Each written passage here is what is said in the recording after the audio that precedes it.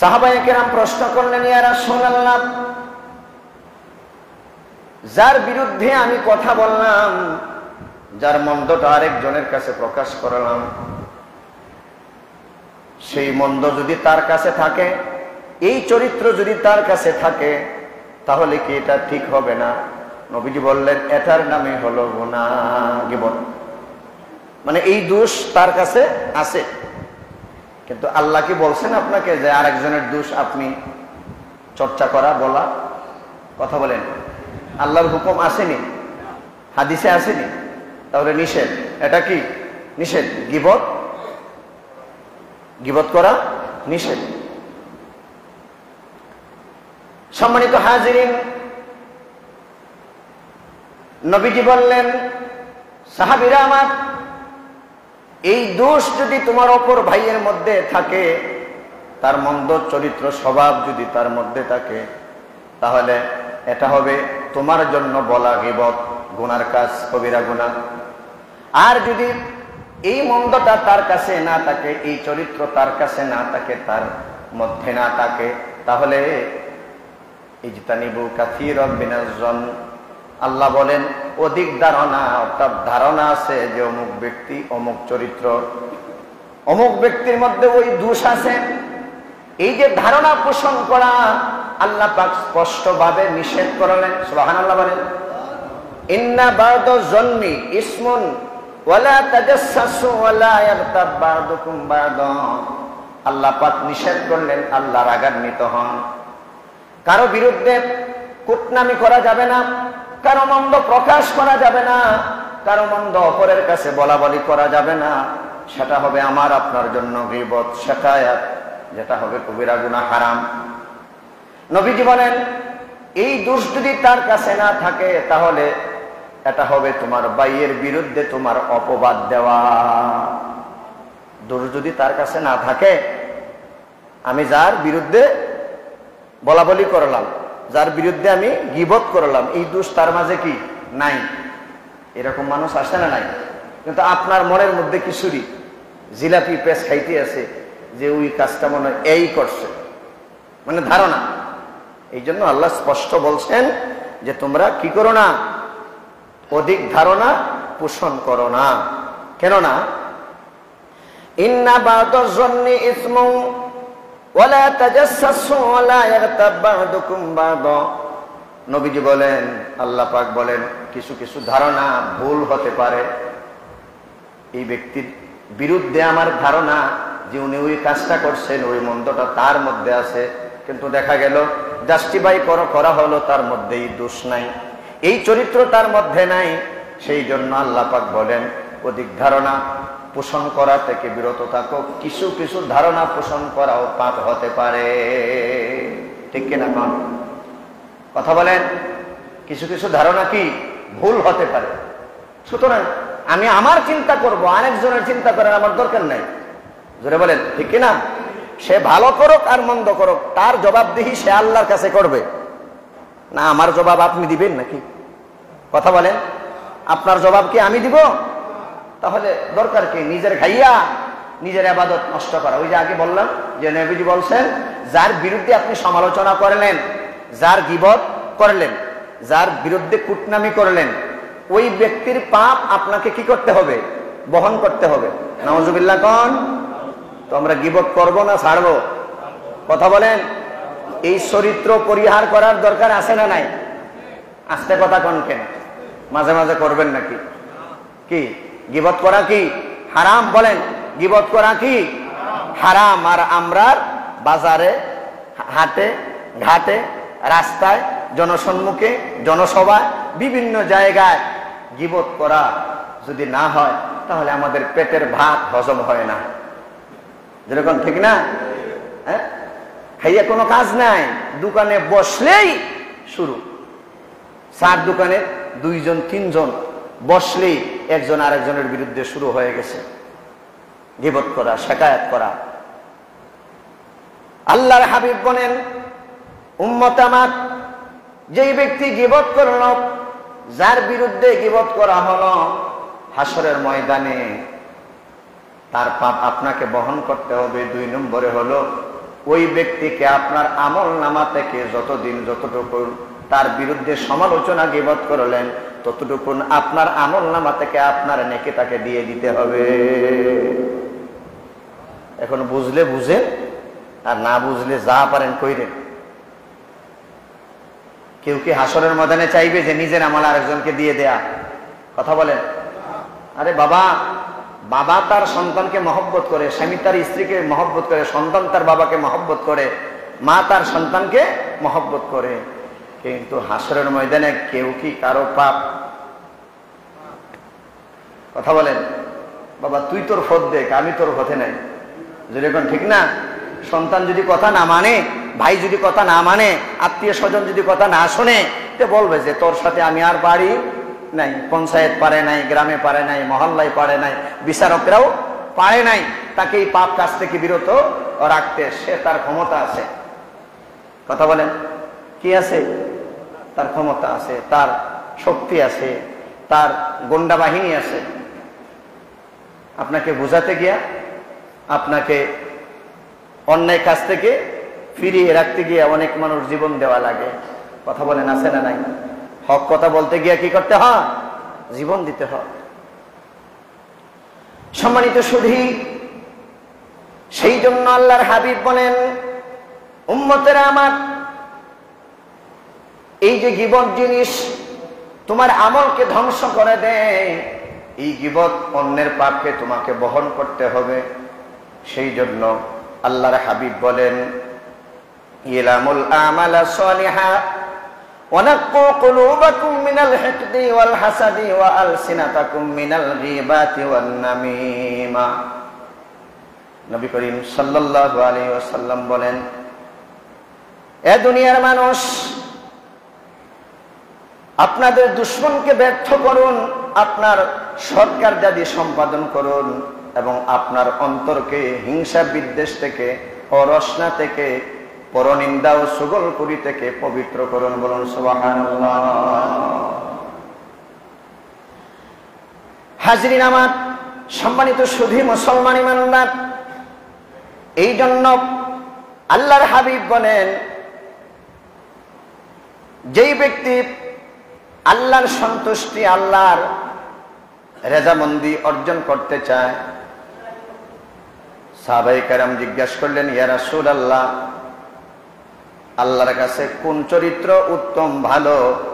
বা একবার এক ব্যক্তি নবী করিম সাল্লাল্লাহু আলাইহি ওয়াসাল্লামকে নেকি এবং বদি সম্পর্কে প্রশ্ন করলো। ওয়াকাদ সাআলা রাজুলুন নবী সাল্লাল্লাহু আলাইহি ওয়াসাল্লাম আনিল বিররি ওয়াল ইসমি ফাকালা লা, আল বিররু হুসনুল খুলুকি। সুবহানাল্লাহ। এক ব্যক্তি নবী করিম সাল্লাল্লাহু আলাইহি ওয়াসাল্লামকে প্রশ্ন করলো, ইয়া রাসূলুল্লাহ, ওগো নবীজি, নেকি এবং বদি সম্পর্কে আমাকে আপনি বলে দিন, আমাকে জানিয়ে দিন। আল্লাহর হাবিব বলেন, নেকি হলো চারিত্রিক মাধুর্য। এরপরে নবী বলেন, ওয়াল ইসমু হা মা হাকা ফি সাদরিকা ওয়া কারিতা আন ইয়াত্তালি আলাইহিন নাস। মুসলিম শরীফ এবং তিরমিজিতে হাদিসটি এসেছে। আল্লাহর হাবিব বলেন, নেকি হলো চারিত্রিক মাধুর্য, আর বদি হলো যা তোমরা অন্তরে খটকা সৃষ্টি করে এবং যা লোকেরা জানতে পারলে তোমার খারাপ লাগে। যেমন আমি এই দোষ করি নাই, আমার মধ্যে এই চরিত্র নাই, বা আপনার বিরুদ্ধে আমি কি করলাম? কমপ্লেইন করলাম। আপনার বিরুদ্ধে, আপনার চরিত্রের মধ্যে আমি কি দিলাম? কালিমা লেপন করলাম, কালি লাগাই দিলাম। যেই অন্যায় আপনার মধ্যে নাই, যেই পাপ আপনার মধ্যে নাই, এই কাজটি আপনি করেন নাই। আচ্ছা, যখন আপনি জানতে পারবেন তখন আপনার ভালো লাগবে না আনন্দ লাগবে? খারাপ লাগবে না মন্দ লাগবে? বলেন। আমি যে ওনার বিরুদ্ধে, উনি করুক আর নাই করুক, যখন উনি জানতে পারবেন যে ওনার বিরোধিতা আমি করেছি, তখন ওনার ভালো লাগবে না খারাপ লাগবে? খারাপ লাগবে। তাহলে আমার আচরণের মাধ্যমে কাউকে কষ্ট দেয়া কোনো মুসলমান ইমানদারের ঠিক নয়। আমার আচার আচরণ ব্যবহার দ্বারা আরেকজনকে কষ্ট দেওয়া যাবে? এটা মুমিনের হক না। হাফিজুল লিসান, নবী বলছেন তোমরা তোমাদের জিহ্বাকে কি করো? সংযত রাখো। সুবহানাল্লাহ বলেন। এই কথাটা নবী কেন বললেন আমি হাদিস দ্বারা আপনাদেরকে দলিল দিচ্ছি। আল্লাহর হাবিব বলেন ইউদখিলিন নাসাল জান্নাহ ফাকাল তাকওয়াল্লাহি ওয়া হুসনুল খুলুকি। জুরে জুরে বলুন সুবহানাল্লাহ। আল্লাহর হাবিব বলেন মানুষকে অধিক জান্নাতে প্রবেশ করাবে। উত্তরে নবী বলেন সাহাবায়ে কেরাম জিজ্ঞাসা করলেন ইয়া রাসূলুল্লাহ কি জিনিসটাকে জান্নাতে প্রবেশ করাবে? আল্লাহর হাবিব বলেন তাকওয়াল্লাহ। সুবহানাল্লাহ বলেন। তাকওয়াল্লাহ, ইত্তাকুল্লাহ, আল্লাহর ভয় মানুষকে জান্নাতে পৌঁছায় দেবে। কারণ যার ভিতরে আল্লাহর ভয় আছে এই মানুষ কখনো পাপ কাজ করতে পারে না। যার ভিতরে তাকওয়া, তাকওয়া মুত্তাকি, মুত্তাকি কারা? যাদের ভিতরে আল্লাহর কি আছে? ভয় আছে। সুবহানাল্লাহ। আমরা আল্লাহকে ভয় করি কিনা? নামাজ সঠিক মতো পড়তে পারি না, রোজা ভালোভাবে আদায় করতে পারি না, হজ করতে পারতেছি না, যাকাত দিতে পারতেছি না, আল্লাহর গোলামি করতে পারতেছি না। এই ভয় আমাদের ভিতরে আছে না নাই? যাও করতেছি, যাও করি, তারপরেও আল্লাহকে বলি যে আল্লাহ তোমাকে সন্তুষ্টি করার মতো ইবাদত আমি করতে পারি নাই। এই আরাধনা আমাদের ভিতরে আছে না নাই? যে আল্লাহ নামাজ পড়ছি কিন্তু যে নামাজ পড়ে তোমাকে খুশি করার দরকার আল্লাহ সেই নামাজ তো আমি পড়তে পারি না। সুবহানাল্লাহ বলেন। বান্দা যখন তার এই দুর্বলতাটা আল্লাহর কাছে প্রকাশ করবে আল্লাহ তার বান্দার মনের খবর, দিলের খবর, অন্তরের খবর জানেন কিনা? যে আমার বান্দা ইবাদত করেছে, নামাজ পড়েছে, রোজা রেখেছে, হজ করলো, যাকাত দিল, এরপরেও আমার কাছে হাত বাড়িয়ে বলতেছে মাহবুব যে ইবাদত করে তোমার জান্নাত লাভ করা আমার প্রয়োজন ছিল, দরকার ছিল, সেই ইবাদত আমি করতে পারি নাই। সুবহানাল্লাহ। হাজিরিন, আল্লাহর হাবিব বলেন তাকওয়াল্লাহ, যার ভিতরে আল্লাহর ভয় ভীতি আছে। এবং 2 নম্বরে বললেন চরিত্রের মাধুর্য, অর্থাৎ উত্তম চরিত্র। যার চরিত্র ভালো এবং যার অন্তরের ভিতরে আল্লাহর ভয় আছে, আল্লাহর হাবিব বলেন আল্লাহ পাক তাকে সর্বপ্রথম জান্নাতে প্রবেশ করাবেন। হাজিরিন, আল্লাহর হাবিব এরপরে বললেন, সাহাবায়ে কেরাম প্রশ্ন করলেন বা জিজ্ঞাসা করলেন ওয়াসইলান আকসারি মা ইউদখিলুন নাসান নার ফাকাল। নবীজি বললেন কিসের দরুন অধিক মানুষ দুজকের আগুনে প্রবেশ করবে? সাহাবায়ে কেরাম প্রশ্ন করার পরে আল্লাহর হাবিব বলেন আল ফামু ওয়াল ফারাজু, মুখ ও লজ্জাস্থানের কারণে অধিক মানুষ জাহান্নামের আগুনে নিক্ষিপ্ত হবে। বলুন নাউজুবিল্লাহ। কয়টা জিনিস? 2টা। বলেন কয়টা জিনিস? মুখ এবং লজ্জাস্থান। মুখ এবং লজ্জাস্থান। নবীজি বলেন, হাদিস বুখারী। আল্লাহর হাবিব যখন মেরাজে গেলেন, আমার কথা কি আপনারা বুঝতেছেন? কথা শোনা যায় ক্লিয়ার? একটু মনোযোগ দিবেন। মেরাজের রজনীতে আল্লাহর হাবিব রাহমাতুল লিল আলামিন যখন আল্লাহর দিদার লাভ করার জন্য আল্লাহর দাওয়াতে, আল্লাহর ইনভাইটে দুনিয়ার জমিন থেকে আরশে আজিমে পৌঁছলেন। এটা আমাদের ঈমানি বিশ্বাস। জোরে বলেন ঠিক না? নবীজি আল্লাহর দরবারে গিয়েছেন, সেই বিশ্বাস আমাদের আছে না নাই? কথা বলেন। কিন্তু অনেক মানুষ এটাকে অবিশ্বাস করে। ঈমান থাকবে? নবীর প্রতি যত পারেন ভালোবাসা, মহব্বত, নবীর শান, নবীর মান বাড়িয়েছেন কে? তাহলে আমি সল্টু আর বল্টু মিয়া কমাইবার কোনো দরকার আছে? কথা বলে ঈমান থাকবে? আমার তো বিশ্বাস হয় যে যেই ব্যক্তি নবীর সমালোচনা করলো, হাসরের ময়দান নবীর উম্মত দাবি করা তার কোনো অধিকার নাই। জোরে বলেন ঠিক কিনা? আমি আপনাকে ভালোবাসি, মহব্বত করি, আমি কি আপনার সমালোচনা করতে পারবো? কথা বলে না? যাকে যে ভালোবাসে তার সমালোচনা করেন, প্রশংসা করে। যদিও সে দোষী থেকে যায় বা অপরাধ করে, তারপরেও চাই যে তার অপরাধটারে ঘুরে রেখে তার প্রশংসাটা করে। যেরকম ঠিক না? এটা কিন্তু নেকির কাজ। সুতরাং আজকে কথার সুযোগে কথাটা চলে আসছে, সময় শর্ট, আজকে আলোচনা কম হবে। হাজরিন, বর্তমানের প্রেক্ষাপটে কিছু ভাইয়েরা যেই ওয়াজ নসিহত করলে মানুষের ঈমান বাড়ে, আমরা কোরআন হাদিসের আলোচনা শুনি ইসলাহে নফস, নফসকে পরিশুদ্ধ করার জন্য, যেরকম ঠিক না? না আর কোনো চাওয়া পাওয়া আছে? কথা বলেন। আমরা যে মসজিদে ওয়াজ করি, বক্তব্য দেই, বা আপনারা বিভিন্ন মসজিদে, খানকায়, বাড়িতে, মাদ্রাসায়, এলাকায়, গ্রামে, সংগঠনে, সংস্থা ওয়াজ নসিহত আমরা কেন করি? যে এলাকায় পাপ কাজ বেড়ে গেছে, ষাঁড়ের লড়াই বেড়ে গেছে, নৌকার বাইস বেড়ে গেছে, মুরগের লড়াই বেড়ে গেছে, যাত্রা গান বেড়ে গেছে, উরস বেড়ে গেছে, যেরকম ঠিক না? এইরকম পাপ কাজ হয়, যুবকরা মিলে, মুরব্বীরা মিলে, এলাকাবাসী মিলে উলামায়ে কেরামকে দাওয়াতের মাধ্যমে কোরআন হাদিসের আলোচনা আমরা শুনি। কেন? যে এই পাপ থেকে মানুষ দূরে থাকবে। ওয়াজ নসিহত শোনার কারণে তার মনের ভিতরে আল্লাহর ভয় প্রবেশ করবে, যেরকম ঠিক না?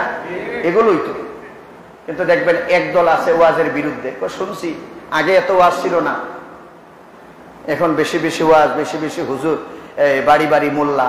তো বাড়ি বাড়ি মোল্লা আর ওয়াজ আর নসিহত আর জিকির আর ফিকির আর কোরআন শরীফ, এগুলো ভালো কাজ না মন্দ কাজ? আপনারা সাক্ষ্য দেন। তো ভালো কাজে তুমি বাধা দিবা কেন? ভালো কাজে যার মন চাইবে না, ভালো কাজে যে বাধা দিবে, ভালো কাজ করতে যে চাইবে না, বুঝতে পারবেন তার ইমানের বাতি নিভে গেছে, যেরকম ঠিক না? ইমানের কমজোরি চলে আসছে। কারণ কোরআনের তিলাওয়াত শুনলে মুমিন মুসলমানের ইমানে, আপনারা আমার কথায় সাপোর্ট দিবেন যদি বুঝেন, আমার পক্ষ নিবেন না। আপনারা বলেন আল্লাহর কোরআনের তেলাওয়াত শুনলে আমাদের ভালো লাগে না মন্দ লাগে? বরং আল্লাহর কোরআনের তিলাওয়াত শুনলে ইমানদারের ইমান কি হয়? সুবহানাল্লাহ, তাজা হয়। ইন্নামাল মুমিনুনা আল্লাযিনা, দলিল আছে তো, ইযা যুকিরাল্লাহ। মুমিনের বৈশিষ্ট্যের মধ্যে, কয়েকটি বৈশিষ্ট্যের মধ্যে একটা বৈশিষ্ট্য হলো যখন আল্লাহর বান্দা আল্লাহর কোরআন শরীফের তেলাওয়াত শুনে, জিকির শুনে, তার হৃদয়ের ভেতরে, তার অন্তরে কি লাগে? ভালো লাগে, এবং তার ইমানটা বৃদ্ধি হতে থাকে। সুবহানাল্লাহ বলেন। ওয়া ইযা তুলিয়াত আলাইহিম আয়াতুহু যাদাতুহুম ঈমানা। আল্লাহর কোরআনের আয়াত যখন তিলাওয়াত করা হয় তখন তার ইমানটা মজবুত হতে থাকে, বৃদ্ধি হতে থাকে। সুবহানাল্লাহ। আর পাপ কাজ করলে অন্তরের মধ্যে কি লাগে? অন্তর দুর্বল হয়ে যায়। আপনাকে তখনই বাছাই করতে পারবেন যে ভালো কাজ করতে যখন আমার মন চাইবে, তখন বুঝতে পারবেন যে আপনার ইমানের মধ্যে আল্লাহর রহমত প্রবেশ করে গেছে, আপনার ইমানের মধ্যে নূর আছে, আপনার ইমানটাকে আল্লাহ মজবুত করে দিয়েছেন। সুবহানাল্লাহ। আর যখন ভালো কাজ না করে তার বাধা দিবেন, আপনি নিজেও করবেন না, আরেকজনকে করতে বাধা দিবেন। ভালো কাজে শতেক বাধা, মুরব্বিদের একটা কথা আছে, যেরকম আছে না নাই? সুতরাং আমরা, আল্লাহর হাবিব বলছেন যে দুইটা জিনিস মানুষকে জান্নাতি নেবে। একটি হলো আল্লাহর ভয়, আর আরেকটি হলো কি? চরিত্র মাধুর্য, সুন্দর চরিত্র। সুবহানাল্লাহ। ইমানদার মুমিনের বৈশিষ্ট্য হলো তার চরিত্র কি? সুন্দর। নবীজির চরিত্র কি ছিল? বলেন, নবীজির চরিত্র কি ছিল? তাহলে আমরা সেই নবীর উম্মত দাবি করি, কিন্তু চরিত্রের মধ্যে কি আছে? সমস্যা, ভেজাল, ব্যবসায় ভেজাল, বাণিজ্যে ভেজাল, আমানতে ভেজাল, মসজিদে ভেজাল, মাদ্রাসায় ভেজাল, পঞ্চায়েতে ভেজাল, গ্রামে ভেজাল, ঘরে ভেজাল, নিজের অন্তরের মধ্যেও ভেজাল, যেরকম ঠিক না? সুতরাং নবীজি বললেন দুইটা জিনিস মানুষকে জান্নাতে নিবে, আর দুইটা জিনিস মানুষকে জাহান্নামে নিবে। একটা হলো কি? জবান, আর আরেকটা হলো কি? লজ্জাস্থান। সম্মানিত সুধী, পরিশেষে আমি যে বিষয়টি আপনাদের সামনে আলোচনা করছিলাম, সেই বিষয়টি হলো, নবী বলছেন যে সাহাবীরা আমার, তোমাদের মধ্যে যে অধিক সুন্দর, তোমাদের মধ্যে অধিক সুন্দর চরিত্রের অধিকারী যেই ব্যক্তি, এই ব্যক্তি আল্লাহর কাছে অত্যন্ত উত্তম এবং ভালো। সুবহানাল্লাহ। যার চরিত্র যত ভালো, আল্লাহর কাছে সে কি? তত ভালো। হাজরিন, সেই জন্য আল্লাহর হাবিব বলেন, হযরত আবু যর রাদিয়াল্লাহু তাআলা আনহু হাদিসটি বর্ণনা করেছেন যেখানেই থাকো আল্লাহকে ভয় করবে, আর পাপ ঘটলে পরপরই নেকি করে ফেলবে, এতে নেকি পাপকে মিটিয়ে দেবে। বলুন সুবহানাল্লাহ। লোকজনের সাথে অতি উত্তম ব্যবহার করবে। সুবহানাল্লাহ বলেন। হাজরিন, তাহলে সংক্ষিপ্ত আকারে যে কথাটা বলছিলাম যে আল্লাহর ভয় যার ভিতরে আছে, আর মুমিন সবসময় আল্লাহকে কি করে? ভয় করে। কথাটা কি আপনাদের মনে আছে? মুমিন মুসলমান ইমানদার আল্লাহকে কি করে? সব সময় কি ভয় করে। নবীজি বললেন যখনই পাপ কাজ হয়ে যায়, অনেক সময় আমাদের অজানা ভাবে পাপ হয়, জুড়ে বলেন ঠিক না? যে এই কাজ আমি করতে চাই না, কিন্তু এই কাজে আমি করে ফেলেছি না বুঝে না জেনে। নবী বলেন যখন তোমার দ্বারায় পাপ কাজ হয়ে গেল, তখনই তুমি নেকি করে ফেলো। কেননা নেকি যদি আপনি একটা দুইটা তিনটা করেন, পাপ কাজ 1 2 3, যখন 1 2 3 তিনটা পাপ কাজ হয়ে যায়, হাদিসে এসেছে 4 নম্বরে যদি আপনি বুঝে পেলেন, তওবা করেন, আল্লাহর কাছে মাপ চান আর ভালো কাজ করেন, তাহলে একে আল্লাহ কত দিবেন? 10। বলেন একে আল্লাহ কত দিবেন? 10। যখন পাপ কাজ করার পরে, এখানে তাহতাবি শরীফের হাসিয়াতে আছে, আমার আলোচনা লম্বা হয়ে যাচ্ছে, সময় স্বল্প। হাজরিন, এই একটা মানুষ যখন, যুবক ভাইয়েরা আপনাদের জন্য একটা প্লাস পয়েন্ট আমি দিচ্ছি আজকের ওয়াজে, যুবকদের জন্য একটা সুবর্ণ সুযোগ হলো যে যৌবন বয়সে যখন শক্তি সামর্থ্য থাকলো, এই অবস্থায় আল্লাহর বান্দাদের মধ্যে যুবকেরা যখন ইবাদত বন্দেগী করে, তখন বৃদ্ধ বয়সের 1000 সেজদার চেয়ে যৌবন কালের একটা সেজদার দাম আল্লাহর কাছে বেশি। যুবক ভাইরা পারবেন তো ইনশাআল্লাহ আল্লাহর ইবাদত করতে? একটা যুবক, একটা মানুষ যৌবন কালে ইবাদত করেছে, বৃদ্ধ কালে অনেক সময় লাঠি ভর দিয়ে হাঁটতে হয়, দাঁড়াইলে বসতে পারে না, বসলে দাঁড়াইতে পারে না, এমন আছে না নাই? মানুষের সাহায্য নিতে হয়, গভীর মনোযোগ। এই যৌবন বয়সে ইবাদত করে নেওয়ালা বান্দা যখন বৃদ্ধ বয়সে জোহরের নামাজ আদায় করলে আসরের নামাজ আদায় করতে পারে না, শরীর বৃদ্ধ বয়সে বার্ধক্য পরিণত হয়ে গেছে, ওযু করতে পারে না, ওযু ছুটে যায় চলে যায়, এমন দুর্বলতা আছে না নাই? পেশাবখানায় দেখেন অনেক মানুষ, এগুলো কিন্তু আমাদের জন্য পরীক্ষা। আমাদের ডানে বামে এই সমস্ত রোগী বা এই সমস্ত মানুষ যারা আছে, যে আল্লাহ চাইলে কি না করতে পারেন, এখান থেকে তুমি শিক্ষা নাও যে এই যৌবনের শক্তি, যখন তুমি 20-30 বছরের যুবক ছিলে, ইচ্ছা মতো তুমি যেখানে ইচ্ছা সেখানেই যাইতে পারতে, কিন্তু বৃদ্ধ বার্ধক্যে যখন পরিণত হয়ে যায়, তখন ইচ্ছা করলে গুনাহ আর করতে পারে না। যখন নামাজ পড়তে পারে না, ফেরেশতারা বলে বা গুনাহ করে ফেলে যে আল্লাহ আমরা কি লিখবো? আল্লাহ বলেন না। সুবহানাল্লাহ, সুবহানাল্লাহ। মাবুদ ডেকে বলেন, রব ডেকে বলেন না, এই বান্দাকে আমি বড় মায়া করে মহব্বত করে আমি বানিয়েছি, যৌবন বয়সে আমার বান্দা বড় ইবাদত বন্দেগী করেছে, নামাজ ছাড়ে নাই, রোজা ছাড়ে নাই, নফসের তাড়নায় কোনো গুনাহের কাজ করে নাই, আমার বান্দা এখন বৃদ্ধ হয়ে গেছে, সেই জন্য আমার বান্দার উপরে আমি খুশি আছি। দেখি আসরে নামাজ পড়তে পারে নাই, মাগরিবের নামাজ যদি পড়ে নে, আমি আল্লাহ যৌবন কালের বয়সের মূল্য দিতে গিয়া আমি আমার বান্দার এই কাজা নামাজের গুনাহ আমি মাফ করে দিব। সেই জন্য বাবারা, ভাইরা আমার, যুবক ভাইরা, এই যৌবন কালের ইবাদতের দাম আল্লাহর কাছে কি অনেক বেশি। আল্লাহ রাব্বুল আলামিন আমাদের সকলকে যে বিষয়টি আমি বলছিলাম, যে আমরা ওই 3টা গুনাহ যখন হয়ে যায়, 4 নম্বরে যখন বান্দা বুঝে যে আমি গুনাহ করে ফেলেছি, তখন এই বান্দা যদি আল্লাহর কাছে তওবা করে, আল্লাহ রাব্বুল আলামিন ওই 3টা গুনাহ মাফ করে তো দিবেনই, আর একটা নেকি করার কারণে আল্লাহ পাক তাকে আরো 10টা নেকি বাড়িয়ে দিবেন।